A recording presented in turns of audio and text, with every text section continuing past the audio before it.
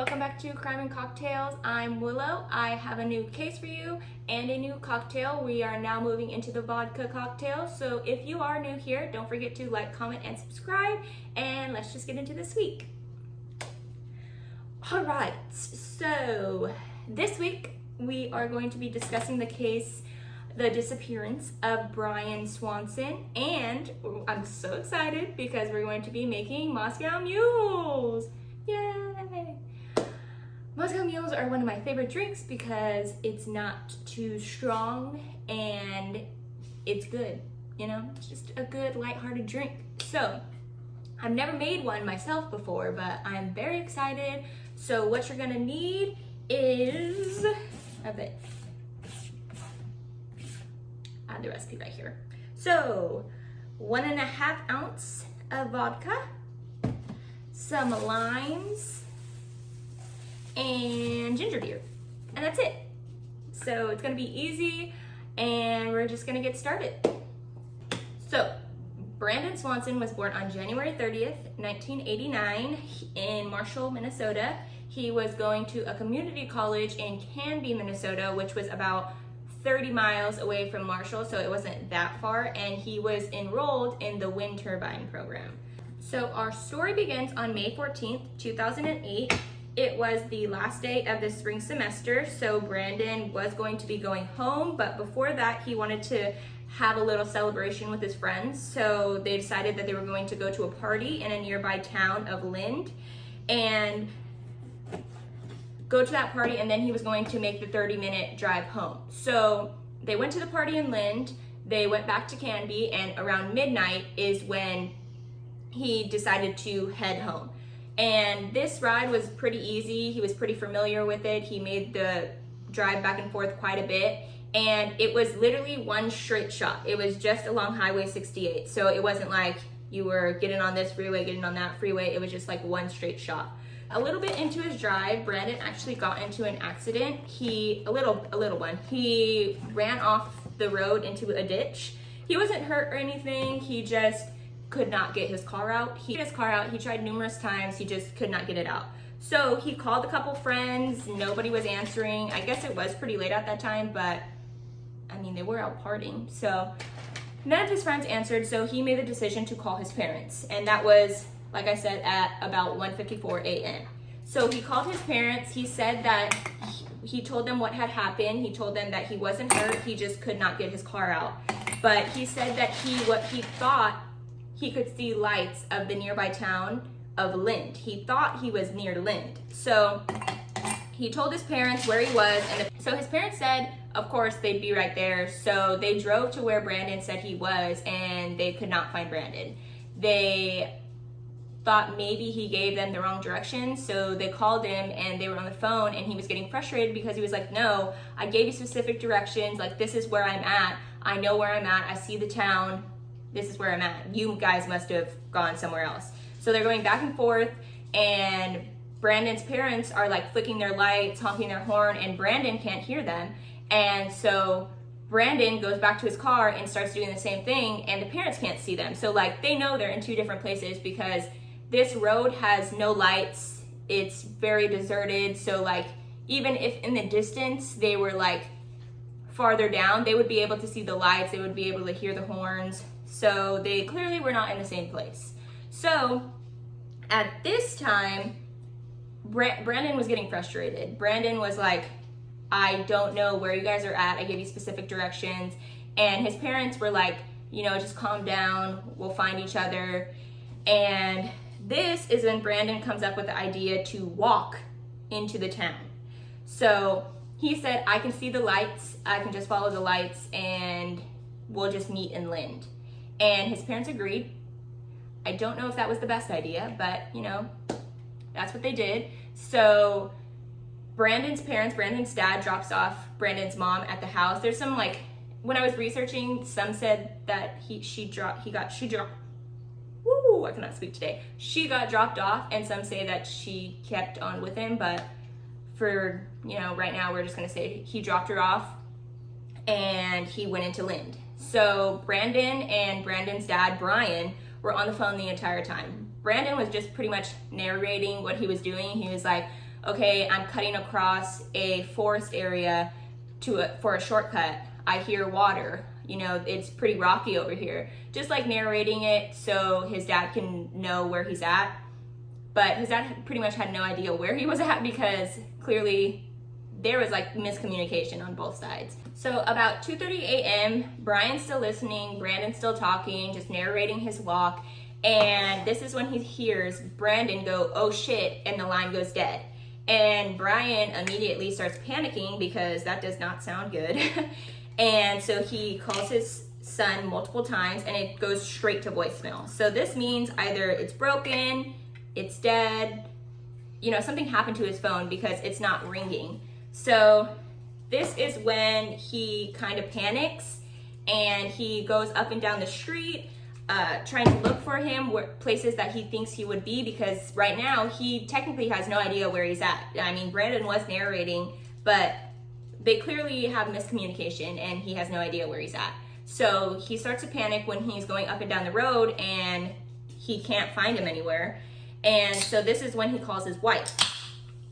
So he calls his wife and they both begin calling the friends, and the friends start looking for him, the parents start looking for him, everybody's looking for him at this point. They even go into the town of Lynn, they look at like the nearby bars, maybe he made it into the town, he stopped at the bar, something happened, but they could not find him anywhere. The bar was clear, everything was clear. I mean, at this point, it's like middle of the night. The call came in at 1:54.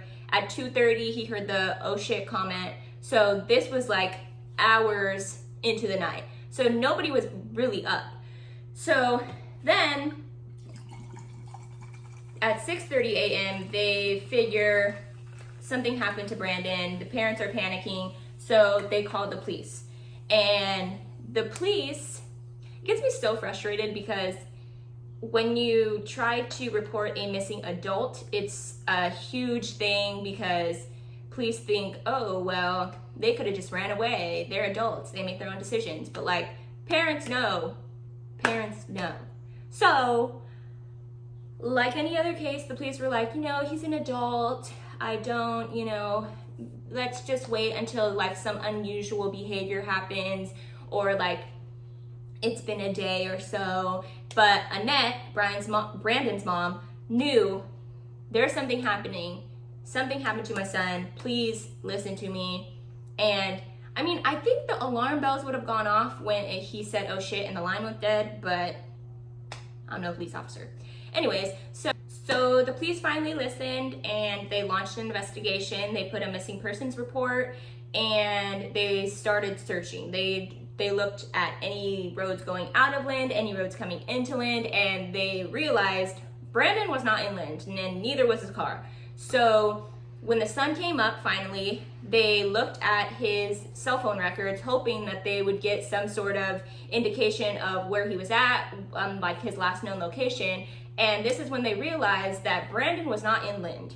He was never in Lind. He was actually in a town called Taunton, which was near Porter, Minnesota, which was about 25 miles from Lind. It was on the road to Canby, but it was nowhere near Lind. So clearly he had gotten a little lost, a little like confused, because he was nowhere near there. So once they figured out he was in Taunton, they eventually found his car on a side road where Brandon had said. They searched the car and it looked like Brandon was telling the truth, that he just like went off the road and got stuck in that pit, tried to get out, he couldn't get it out, and called his parents. So technically he told the truth. So it didn't make sense that Brandon was still in Taunton, because Taunton was only 13 miles from Canby, and 17 miles from home. So if he would have left at midnight, that means that it would have taken him 2 hours to go only 13 miles.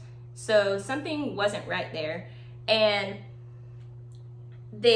after they found the car, they looked through it, they realized that nothing was weird.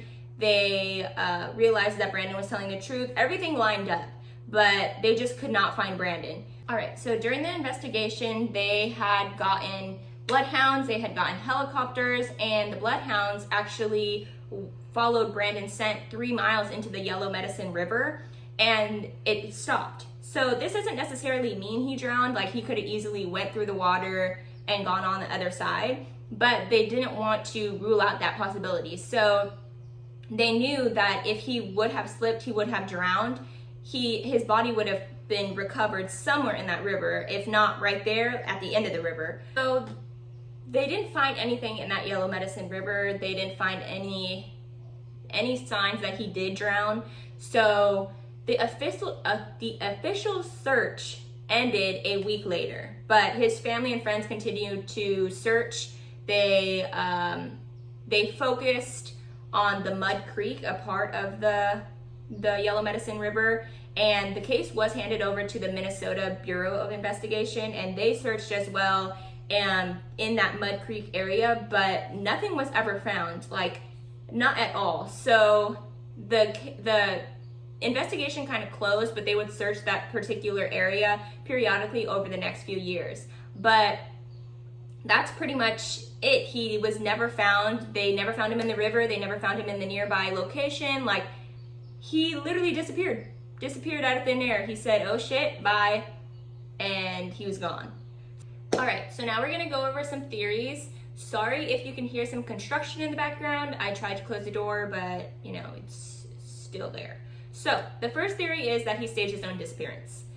This is highly unlikely because there was nothing wrong. Like, he had no issues. He was doing good in school. He planned to transfer to Iowa so that he could continue his education. He had no problems at home. Like, there was nothing to signal that he was staging his disappearance.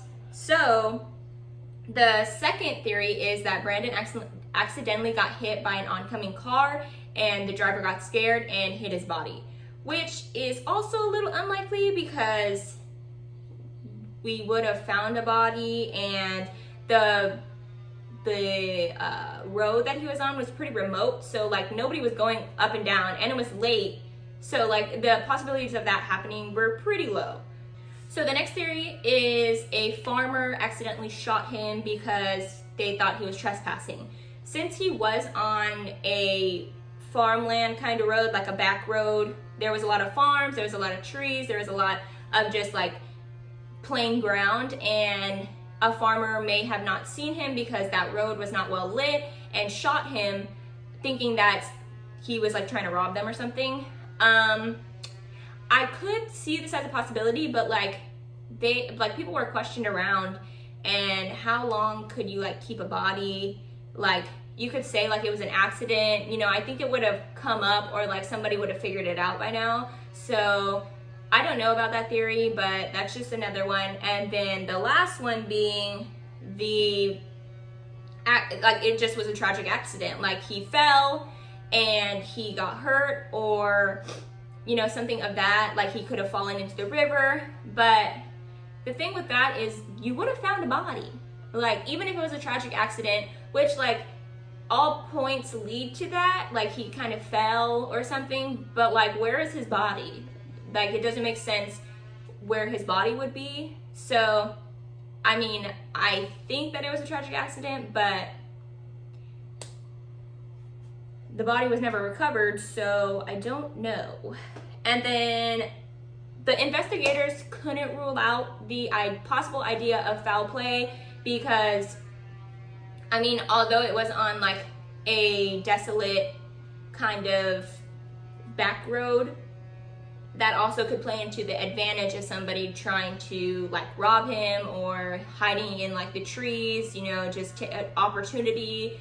But they really never looked more into that. They just couldn't rule it out. So that was another theory. And then those are all the theories. So his parents actually lobbied for a new law, which was called Brandon's Law, which would require police to immediately investigate missing adults rather than waiting for something unusual to happen. So they did lobby that. In May 2009, after passing both houses unanimously, the bill was passed into law. So that was good because they said that it wouldn't have really affected their case. Like, because he was just disappearing.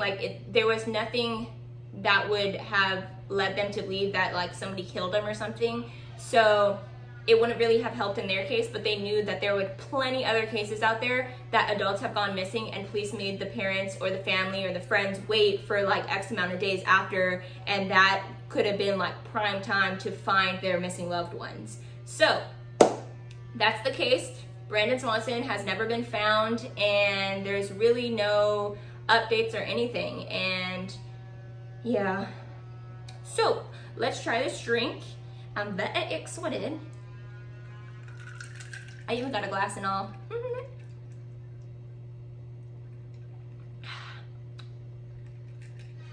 There's a piece of lime in my mouth. It's good.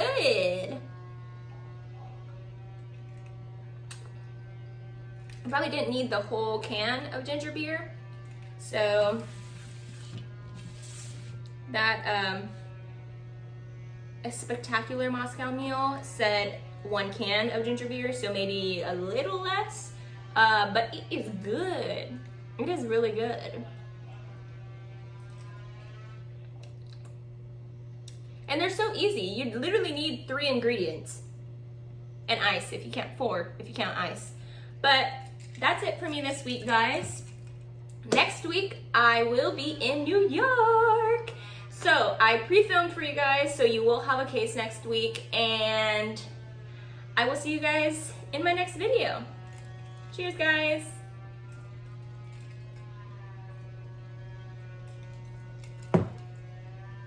Right.